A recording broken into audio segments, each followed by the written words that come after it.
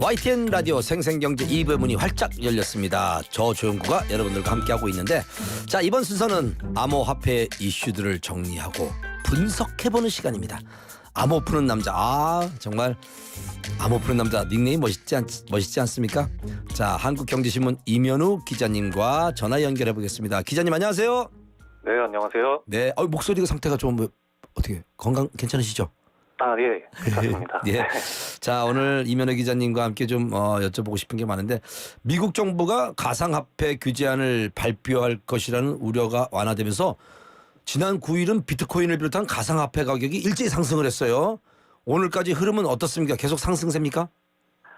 아니요, 약간 꺾였습니다. 현재 국내 거래소 시세를 보면은요, 네. 비트코인은 4,830만 원, 또 이더리움은 320만 원 정도에 거래되고 있습니다. 이번 주 내내 4천만 원대 후반, 또 5천만 원대 초반 사이에서 오르락 내리락 했었는데요. 네네. 지금은 다시 약세로 돌아섰습니다. 이게 좀 효과를 못 봤나요? 예.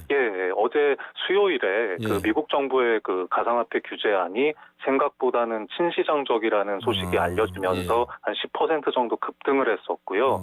다른 코인 가격도 일제히 상승을 했었습니다. 이때 그 재무부 홈페이지에 이 미국의 암호화폐 정책이 국가에 이익을 줄 수 있는 혁신을 뒷받침할 것이다. 이런 내용이 담긴 성명이 이제 올라왔는데요. 네네. 이게 실수로 하루 일찍 올라온 거였습니다. 그래서 재무부가 바로 삭제를 했는데 그래도 이미 뭐 다 퍼져 나갔던 거죠. 그래서 이 미국이 가상화폐 지원 쪽에 좀 더 초점을 맞추지 않을까 하는 기대가 이제 호재로 작용을 했는데요. 이게 오래 가지를 않았습니다. 비트코인 가격이 하루 만에 다시 하락을 했고요. 이 어찌됐든 다음 날 이 조 바이든 대통령이 미국 중앙은행이 CBDC, 그러니까 디지털 달러를 발행하는 방안을 강구하라는 내용의 행정명령에 서명을 했습니다. 이미 미국에서 성인 10명 중에 4명이 코인 거래에 참여하는 상황인데요. 이 코인이 금융시장 안정성에 미칠 악영향을 좀 줄여보자, 이런 기조가 반영이 됐습니다. 아니, 지금 이런 상황이면 이제 앞으로 그 가상화폐 시장은 좀 더 좋아질 것 같지 않습니까? 네, 뭐 그렇게 볼 수 있습니다. 지금은 아예 뭐 정부의 규제를 받지 않는 사각지대라고 할 수 있었는데 점점 이제 합당한 규제가 이제 만들어진다는 점은 긍정적으로 볼 수 있을 것 같은데요. 이 앞으로 그 미국은 금융감독안정위원회가 이 코인이 경제 전반에 미치는 재무적인 리스크를 파악해서 규제 정책을 제시하는 그런 역할을 하게 됩니다. 또 가상화폐의 불법적인 사용이 어떤 금융이나 국가 안보의 리스크를 지우는 것을 완화하기 위해서 이런 정부 기관 간의 조율도 담당을 하고요. 미국의 동맹 국가들과도 협력해야 된다는 이런 내용들이 다 행정명령에 담겼습니다. 미국도 뭐 지금 이렇게 가상화폐에 대해서 지금 뭐 많은 지금 뭐 감독을 해야 된다 뭐 이런 이야기도 있지만, 우리도 이제 대선 이후에 가상화폐 시장이 출렁이고 있는데, 일단 뭐 가상화폐와 관련된 법 제정이 탄력을 받을 거다, 이런 기대감이 업계에 좀 있다고 들었는데 어떻습니까? 네, 맞습니다. 윤석열 당선인이 후보 시절에 이제 암호화폐 관련된 공약을 발표를 했었는데요. 이 당시에는 이제 코인 투자자, 국내 투자자의 60% 정도가 이제 20대와 30대거든요. 그래서 MZ세대 표심 잡는 전략 차원이었을 것 같습니다. 근데 지금까지는 뭐 암호화폐와 관련된 입법이나 정부 정책이 사실상 뭐 마련이 된 게 거의 없거든요. 그래서 사각지대에 있었는데 이 정부가 바뀌면 시장 양성화, 산업 진흥 이런 거에 좀 관심을 가질 거라는 점이 확실해지면서 이 업계에서는 기대감이 커지는 분위기입니다. 일단 그 윤 당선인은 디지털 자산 기본법이라는 거를 제정해서 코인 투자자들에 대한 보호 장치를 만들고, 또 코인 투자 소득에 대한 비과세 한도도 5천만 원까지 올려주겠다, 이런 것들을 공약했던 상황입니다. 아니, 윤석열 당선인이 이제 공언한 디지털 자산 기본법, 그럼 이건 어떻게 투자자들을 보호해준다는 건가요? 네, 이 법 안에는요, 이 코인 불안전 판매나 뭐 시세 조종, 자정 거래나 작전 이런 불공정 거래를 통해서 얻은 수익은 사법 절차를 통해서 전액 환수할 수 있도록 근거 조항을 만든다는 내용이 들어가 있습니다. 지금도 뭐 사기죄 같은 걸로 걸 수는 있는데 쉽지는 않거든요. 그리고 또 거래소 해킹이나 시스템 오류 이런 것에 대비해서 보험 제도를 확대하는 등등 뭐 좀 투자자 보호 관련 내용들을 담고 있습니다. 다만 지금 지금까지 없었던 새로운 법을 만들어야 되는 거기 때문에 국회를 거쳐야 되는데요. 네. 그래서 이 단기간에 뭐 완료가 되진 않을 것이다라는 시각도 있습니다. 이 블록체인 업계 포함해서요, 여야와도 좀 활발한 소통이 필요하다는 의견이 있고 예. 시간이 좀 걸릴 사안이지 않을까 생각해 봅니다. 여야와도 활발한 소통이 필요하다. 뭐 일단 윤석열 당선인께서 일단 뭐 정말 여야의 어떤 협치를 위해서 노력하겠다는 말씀하셨기 때문에 기대를 해보고요. 그리고 이제 당선인은 이제 디지털 자산 거래 계좌와 은행을 연계하는 전문 금융 기관을 육성한다는 건데 사실상 그동안 은행들이 가상화폐 거래에 부담이 좀 많았나요? 네, 웬만하면 이 코인 쪽하고 엮이지 않으려는 분위기가 좀 있었죠. 이게 예. 현재 그 특정금융정보법 특금법이라고 부르는데 네. 지금 코인 거래소들은 은행으로부터 실명 확인된 계좌를 받아야만 이 원화로 코인을 거래하는 서비스를 제공할 수가 있습니다. 예. 그런데 이 코인 거래소에서 자금 세탁이나 이런 사고가 발생하면요, 계좌를 발급해준 은행까지 책임을 져야 되는 내용이 있습니다. 심하면은 외국 영업을 중단해야 되는 그런 처벌까지 받을 수가 있거든요. 그래서 은행들이 굉장히 조심스럽게 접근을 했습니다. 그래서 지금 국내에서 신고된 가상자산 사업자 거래소가 30개에 육박을 하는데 예. 은행 제휴에 성공해서 원화 거래가 되는 거래소는 딱 5개밖에 없는 상황입니다. 5개밖에 없어요? 예, 그래서 이 거래소들은 은행과 거래를 좀 하고 싶어 하는데 예. 은행들이 너무 소극적이라는 거죠.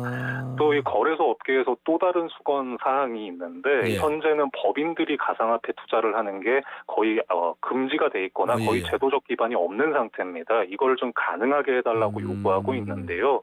일단은 이번 당선인 공약에는 들어있지 않았지만 새 정부가 정책을 만들 때 업계에서 많은 요구가 나오지 않을까 생각합니다.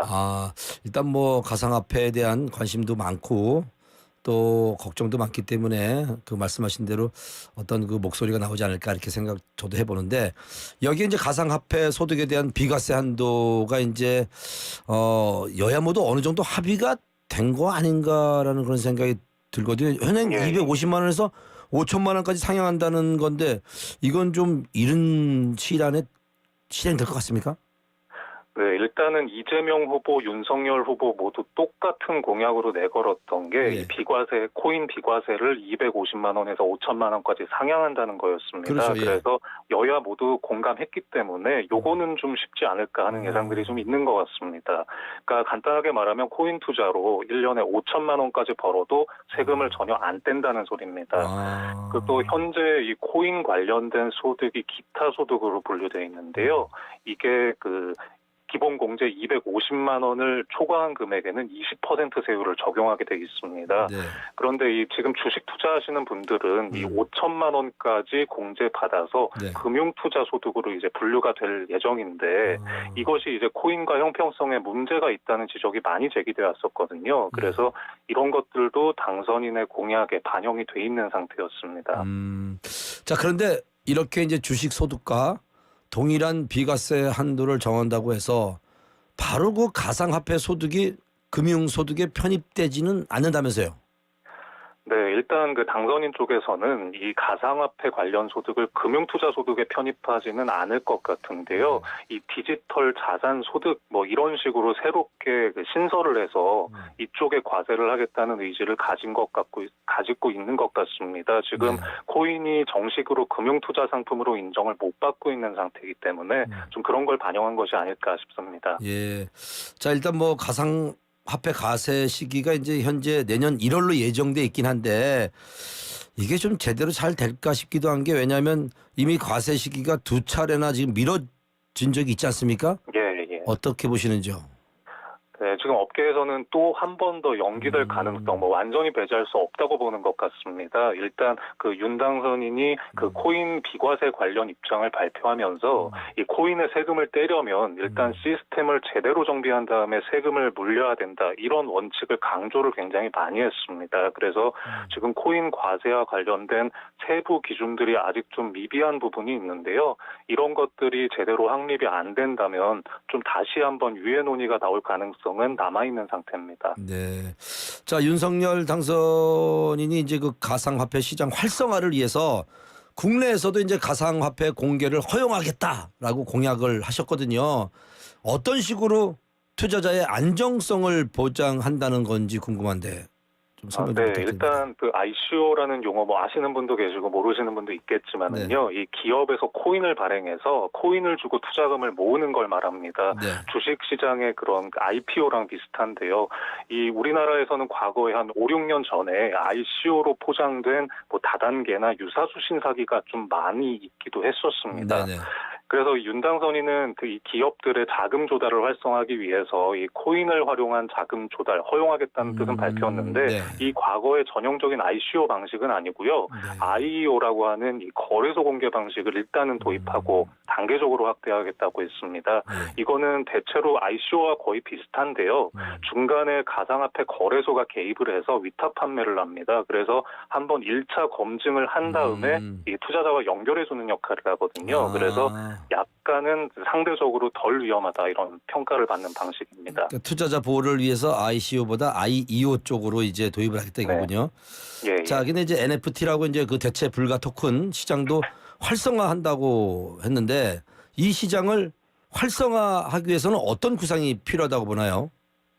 네, 일단 뭐 NFT 시장 활성화하고 블록체인 산업 키우겠다 이런 내용을 약속을 하긴 했는데요. 이 부분은 좀 원칙론 정도로만 제시가 돼 있고 네. 좀 구체적인 내용은 아직 없습니다. 사실 NFT가 아직 가상자산이래 그러니까 그런 것에 해당이 되느냐 안 되느냐에 대해서도 정부가 명확한 해석을 정리하지 못한 상태거든요. 네. 그래서 일단은 이 개념 규정 또 제도적 정비 이게 뭐 우선이 돼야 되지 않을까 하는 생각이고요.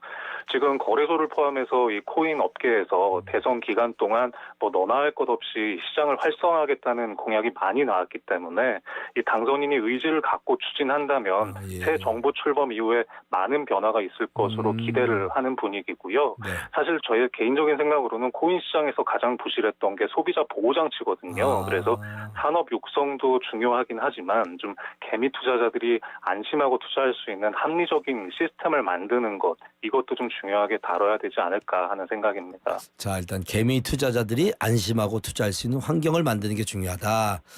네, 하여튼 오늘 가상화폐에 대해서 궁금한 사항들을 아주 속 시원하게 자세히 알려주신 암호 푸는 남자 한국경제신문 임현우 기자님 오늘 귀한 시간 감사합니다.